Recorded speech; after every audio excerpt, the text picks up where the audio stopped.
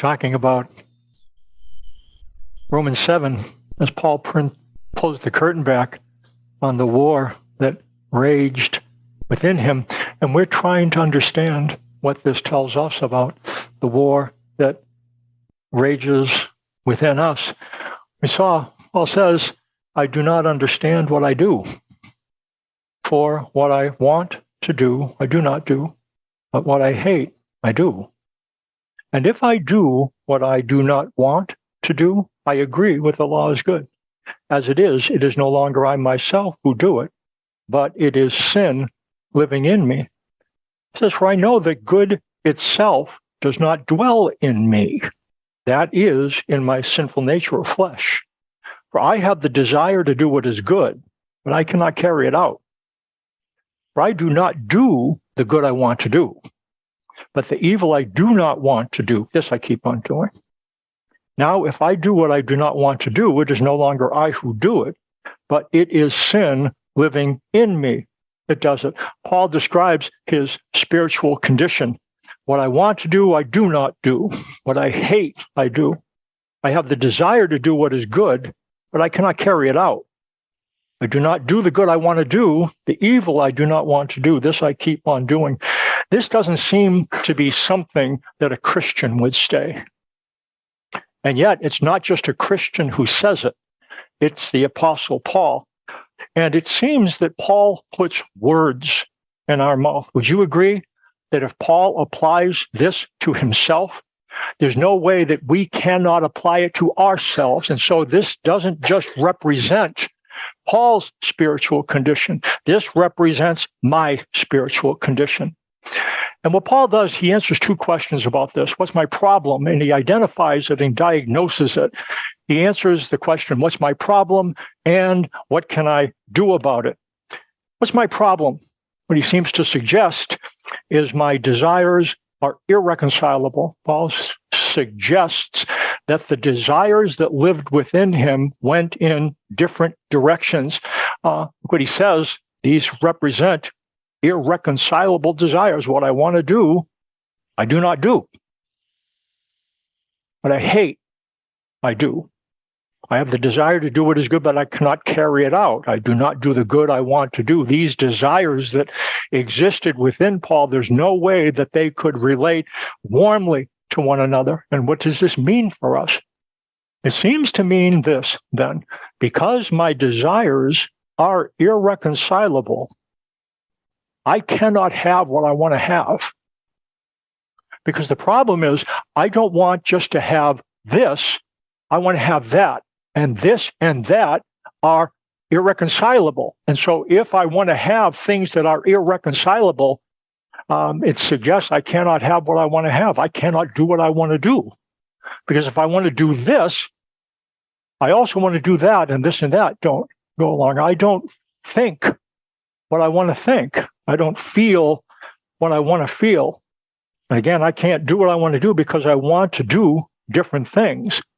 And Paul goes on to describe why this is what the cause and effect of this condition is. What he says in verse 23, he says, I see another law at work, waging war against the law of my mind, making me a prisoner of the law of sin at work within me. Says, I find this law at work. Although I want to do good, evil is right there with me. And what Paul suggests is there's a part of me that wants to do good, and there's another part of me that does not. And that these two parts coexisted within him. In this political season, we understand different agendas, don't we? In a little over a week, individuals are going to be elected, measures are going to be either approved or disapproved, and some of us are going to be pleased, and some of us are going to be displeased. There's no way that all of us are going to be pleased because we're not going to all vote the same way. And there's every reason to believe that some of us are going to be displeased because our elected officials or the measures are not going to end up being validated. Paul takes this external kind of situation and applies it internally. What's my problem suggests that my desires are irreconcilable, and because that's so, pleasure is unsustainable. If I am pleased by this, and if I'm pleased by that, and that don't coexist, I can't be pleased by those things at the same time, then my pleasure is unsustainable. And what it means, displeasure is unavoidable. That's difficult for us because we believe that we deserve to be pleased. And if I'm not pleased, there's something wrong. If I'm not pleased, there's something wrong with me. Or if I'm not pleased, there's something wrong with you. We believe that something is wrong if we're displeased, and we blame our displeasure on ourselves or others. The fact is, pleasure is unsustainable, and displeasure is unavoidable because our desires are irreconcilable. There is a reason our desires are at war within each other. When it says sin is living in me, look what he says in verse 17, as it is no longer I myself who do it, but it is sin living in me. It goes on, look at verse 20. If I do what I do not want to do, it is no longer I who do it, but it is sin living in me. He says that our desires are irreconcilable because sin is living within us. And when Paul says sin is living within us, he's not saying we do sinful things. He's saying there is a power within us that exercises influence over us. The reason we do sinful things is because sin is living in us. Sin is not living in us because we do sinful things. We do sinful things because sin is living in us. Paul says, in my inner being, I delight in God's law. But I see another law at work within me, waging war against the law of my mind, making me a prisoner of the law of sin at work within me. Paul says, in my inner being, I delight in God's law. One part of me accepts and delights in the law of God. But what it says, I see another law at work in me, waging war against the law of my mind, making me a prisoner of the law of sin at work within me. One part of me obeys the law of God, and another part of me obeys the law of sin. What's my problem? Not only are my desires irreconcilable, but sin is living in me, and one part of me obeys the law of God, and another part of me obeys the law of sin. It's like we have two different kingdoms within us that are loyal and comply with two different laws. There's a part of us that complies with the law of God. There's a part of us that complies with the law of sin. What that means is that when we hear the law of God, when we think of what God wants for us, he wants us to love one another with all our heart, soul, mind, and strength, and love our neighbor as ourselves. There's a part of us that resonates with that hears about the law of God, and there is a resonant response. Bing, bing, bing, bing, bing, bing, bing, bing, bing, bing, bing. When we hear it, bing, bing, yes, yes, yes, yes. However, there's another part of us that has a different reaction. There is a dissonant reaction at another level. Part of us is going, when we hear God's law, bing, bing, bing, bing, bing. Another part goes, and these parts coexist within us. We might say that this isn't our experience. We're not that divided. Would you agree with me? If Paul was that divided, then that's probably what's real. I wonder why we're not as divided as Paul was. Maybe it's because we don't take God's law as seriously as he did. We think, well, maybe I could do this or that. Paul was very devoted to God's law, and maybe it makes sense that Paul's conflict was greater because his devotion to God's law was greater. In that sense, conflictedness inside is not a bad sign. It's a sign that there is a desire to honor God's law. You'd imagine, wouldn't you, that in a head-to-head battle, the law of God in the inner being would defeat the law of God in the members of the body? Would you agree? Doesn't that make, yeah, you'd imagine that the law of God would defeat the law of sin. Look what it says.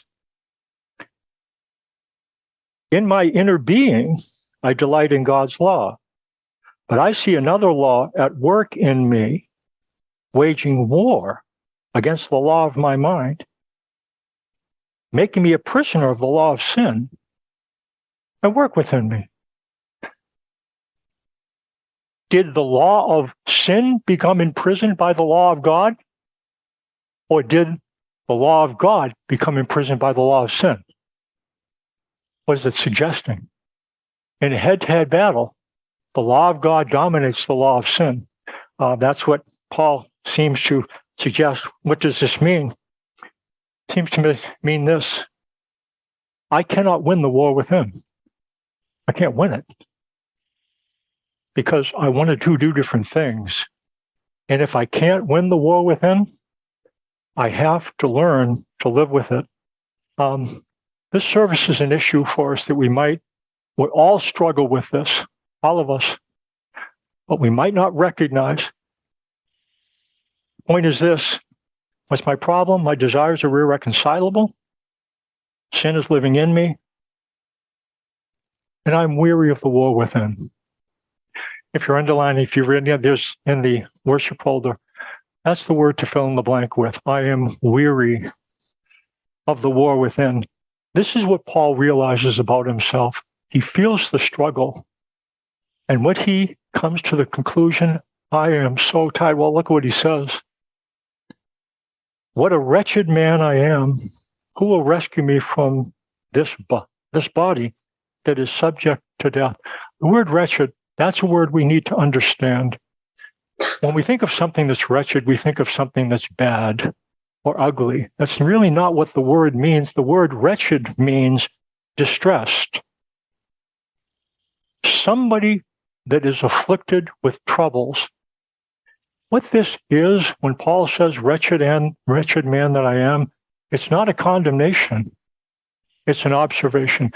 If you've been dealing with something very difficult, and if I ask you, how you doing? And you say, you know what, Mike, I'm bone tired. I'm so tired. I have to deal with this at work and I have to deal with that. That's an observation. It's not a judgment. You're telling me about something, that how you react to what's happening. If I said, what's happening? You said, I'm really bad. But what Paul is suggesting with respect to this war within, wretched is not him saying, I'm bad. What he's saying, I'm distressed, I'm afflicted. In fact, the image for what Paul says by wretchedness is somebody who's borne a burden to the point of exhaustion, and their hands are on their. This is what wretched looks like. I am so tired. I am so weary of the war within. That's what Paul comes to, and he says it out loud. I have a question. Are you weary of the war within? You might say, no. Fact is, yeah, you are. And so am I. If this is true of Paul, it's true of us. But you know what we do? We don't recognize it. We blame our state on someone. It's the Republicans. I'm not weary of the war within, it's the Republicans. I'm not weary of the war within, it's the Democrats. I'm not weary of the war within, it's my husband. I'm not weary of the war within, it's my wife, it's my job, it's my kids, it's my health. I'm not weary of the war within, it's these bad things around me. And what Paul suggests, you know what your issue is? Same issue mine is. We're tired of the war within, being pulled in opposite directions. So here is the problem. What's my problem? My desires are irreconcilable. Because my desires are irreconcilable, pleasure is unsustainable and displeasure is unavoidable. What's my problem? sin is living in me. And what that means, one part of me obeys the law of God, and another part of me obeys the law of sin. What's my problem? I am weary of the war within. What can we do about it? Also, there's a couple of things. We looked at this last week just by way of review. I need to control sin, not sins. When Paul talks about sin, sin is a power. And the way we control sin as a power is not the way we control sins as actions. Sin's influence becomes irresistible under law. So what we need to learn and know about controlling sin, that when you believe that God operates by the law, by the old covenant decrees, that increases the influence of sin within. It makes sin within more powerful. That's what Paul is saying. And the more I try to control sins, then the more I am controlled by sin. We saw that last week. That's absolutely true. The more I try to control sins, the more I am controlled by sin, because sin is empowered by law. It's not Paul. Paul also said, what we talked about in terms of what we can do about it, I need to develop new covenant faith. If sin is more powerful under the old covenant, what we need to do is come out from underneath the old covenant, and there's only one way to do that. And you can't do it by yourself. You need help. If we embrace the new covenant and try to understand it, make room for it in our mind, little by little, if you embrace the new covenant, it's like being stuck in mud. And you can't get yourself out of the mud pile. But if you embrace somebody who pulls you up, what pulls us up out of the old covenant is the new covenant. And that's why it's really important. Make room in your head for the new covenant. And I talked about one specific way you can do that. And I'll mention it every time during this series. Practice new covenant confession. Now, it's not on there, but there's 4 statements. Do you remember what they are? 4 things to say when you sin, you do something, your anger overwhelms you. You see something, you do something you shouldn't do. There are 4 statements. Do you remember what they are? First one, you're still in me. You're still in me. Because what the new covenant says, God puts his law in your minds and writes it on your hearts. That's the new covenant. What that means, even when you do something wrong, God is still putting his law in your mind and writing it on your hearts, changing you from the inside. As you believe that, and well, that's the reason why you practice it. You're still in me. You remember the second one? You're still in me. You're still with me. God says that I will be your God, and you will be my person, my son and daughter. So even when you did that thing, I'm still in you and I'm still with you. You are not walking alone. Okay.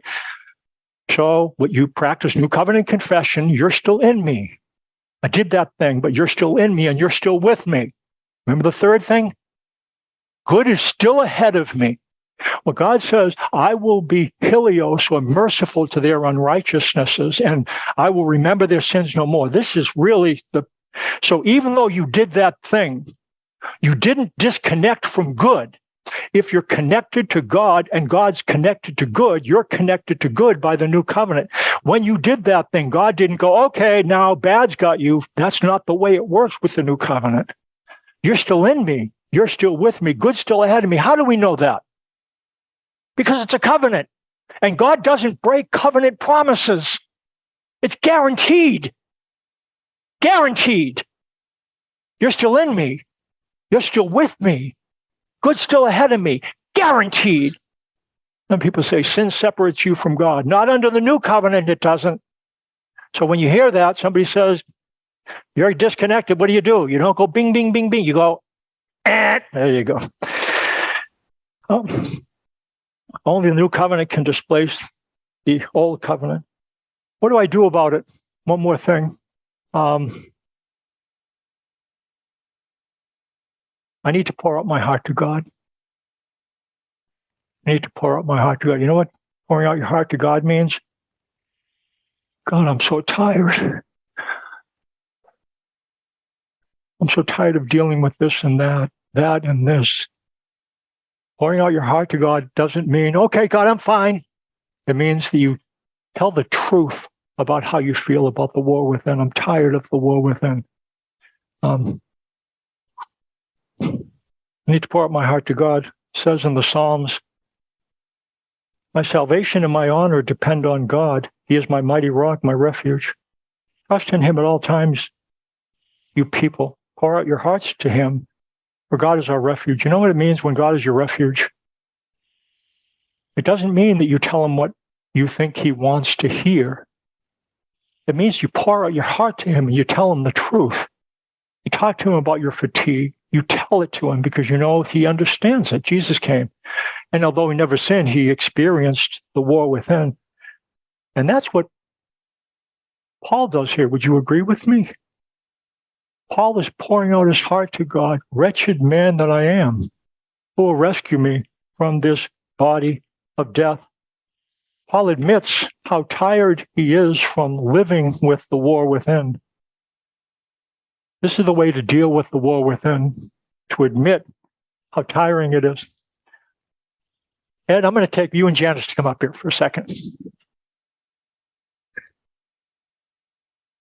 Okay. This will be good. Okay. Ed and Janice represent the different desires that live in me. Okay. Now, the way it works, and so when you get your desire met, and you get your desire met, Ed, you're going to smile. There he is. And when Ed gets his desire met, what's Janice going to do? Okay, she's not going to like it very much. Okay. So, and conversely, when Janice gets her desire met, and then how does Ed feel about that? Yeah, okay.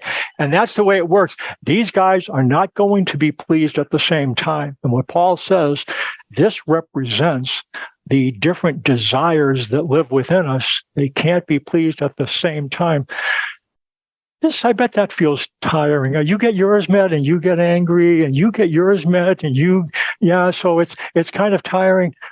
That would be, there's no way for these people, these desires to be able to be together. But maybe there's one thing. You're kind of tired of this back and forth battle within. You kind of tired back and forth of this battle within. Have a seat.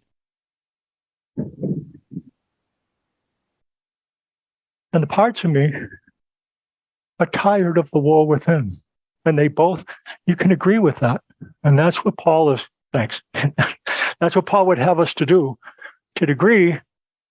And that's a way to pull the different parts of us together.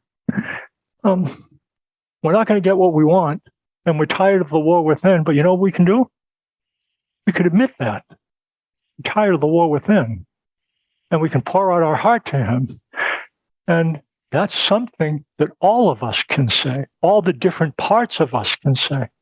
Every single part of you, if I would ask, and if the different parts of you could raise their hand, how many parts of you are tired and weary of the war within? Every single part would put the hands up. And that's a way that we can come before God with all of us, not with that part that all of us can come before God and say, I'm tired of the war within. It's crying out to God. Oh, well, that's good. You understand this. Crying out to God, when you cry out to God, of course, he will eliminate the war within. Is that right? When you cry out to God, the war within goes away, right? Bing, bing, bing, bing, bing. What? No. You know what we have to do? We have to learn to hold the tension and hold God's hand at the same time. Hold your tension. My desires are irreconcilable. Pleasure is unsustainable. Displeasure is unavoidable. Hold the tension and hold God's hand at the same time. This is not how you eliminate the war within. This is how you endure it. Because the thing is, we feel so alone and isolated with the war, and knowing that God walks with us, even as the war rages, allows us to, gives us the perseverance we need to carry on. We can't eliminate the tension within created by our disparate desires. Learn to hold tension, not hide or hurl it. Do you remember what Adam and Eve did when they were in the Garden of Eden and they ate the fruit? And what they did, they hid. They hid in the bushes when God came, and then when he said, okay, come out, and said, where are you? And they said, and remember what Adam did, guys? The woman you gave me, she gave me of the fruit and I ate it. That's what we tend to do. Rather than admitting the war within, we blame somebody. We hide from God, or we hurl. And in order to deal with the war within, rather than to do that, you would have us pour out our heart to God. We tend to do when we feel this tension. In order to endure it, we have a tendency, rather than admit the truth, to do cosmetics. Here's what last verse we'll look at. I have a message from God in my heart concerning the sinfulness of the wicked. There is no fear of God before their eyes. In their own eyes, they flatter themselves too much to detect or hate their own sin. In their own eyes, they flatter themselves too much to detect or hate their own sin. What the psalmist is saying, rather than admit what's within, he said, he came to an understanding of how people deal with not wanting things inside to become obvious. So there's things inside that I'm really not thrilled about. So what he says, they flatter themselves too much. To flatter means to smooth the external surface of something. So the outside looks good, but the inside doesn't. And this is what the psalmist says. David says, that's the deal. Rather than deal with what's true, what people have a tendency to do is clean the outside of the cup and dish to make the outside look presentable. But I've heard it said once, when how things look is all that matters, how things really are will never get dealt with. And God doesn't want us to pretend with him. What he wants us to do is to pour out our heart to him. What can we do about it? I need to control sin, not sins. I need to develop new covenant faith, develop covenant clarity, and practice new covenant confession. And I need to pour out my heart to God. I need to hold tension, not hide or hurl. I need to learn to resist hypocrisy and judgment. That's when, rather than be honest with God about what's inside, I compare myself to somebody else. Well, I might be this, but at least I'm not you, or at least I'm not you. And that's not a way to deal with it. Or rather than judgment, sometimes you do hypocrisy, which is pretending that we're better than we are. And what Paul tells us is that we're going to find mercy and grace as we come to God and pour out our heart to him. We're going to continue on in this series next week, and as we learn about serving two different masters. But let's stand for closing prayer.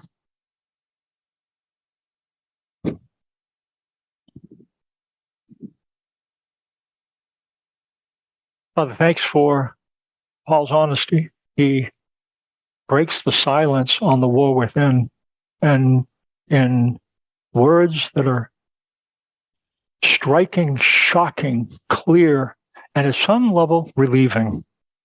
Truth is that our desires are irreconcilable, and that sin is living within us, and that we are tired of the war within. And what you would have us do is learn to control sin, not sins. That comes from developing covenant clarity, learning to develop new covenant faith, and by pouring out our hearts to you because you are our refuge. Thanks for that. I pray that we continue to learn from Paul about how to deal with, not to eliminate, but to deal with the war within. Thanks in Jesus' name. Amen.